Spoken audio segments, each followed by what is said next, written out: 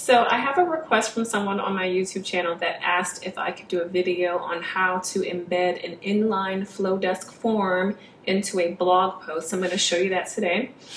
First, I am going to go to just any blog post, honestly.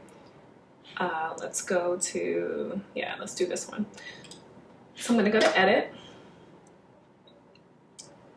You'll notice that I have a plugin that has a place for me to add header and footer scripts.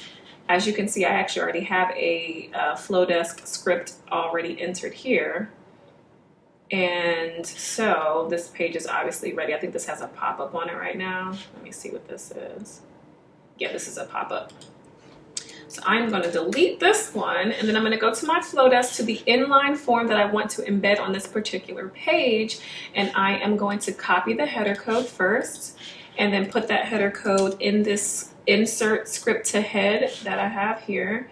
And then I am going to also add a place for a code.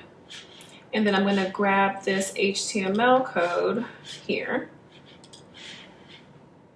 And actually, let me make sure there's not an HTML. There might actually be an HTML. Yeah. So with WordPress, they actually have one called HTML. I don't want this one, which is just a regular code.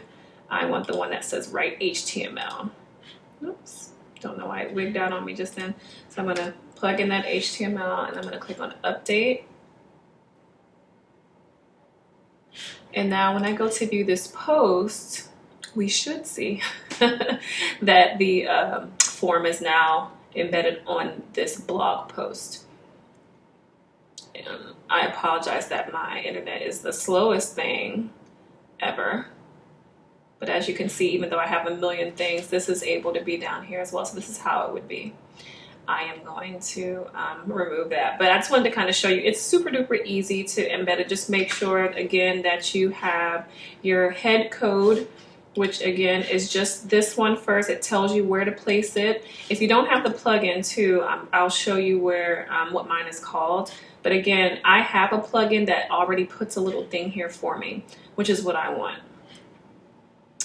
If you don't have that, if you go to plugins, I'm going to go to my plugins now and kind of show you which one I'm using. Then this way you can get it, because that actually made it so much easier. I don't want to know where to put these codes. I don't want to have to think about it. It's so much easier when there's just a plugin for that. So I have one called header and footer scripts, and it's the one that I use to upload all of my header and footer scripts. And then just use the proper code here, and just make sure you grab the HTML section option from your blog post content in WordPress, and you'll be able to upload that and then publish it.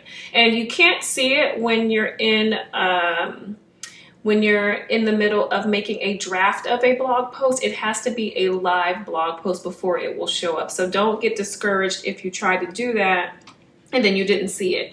You're not going to see it typically when you are in a draft mode. You only see it when something is posted live to your website. So that may have been some of the confusion as well. I hope this helps.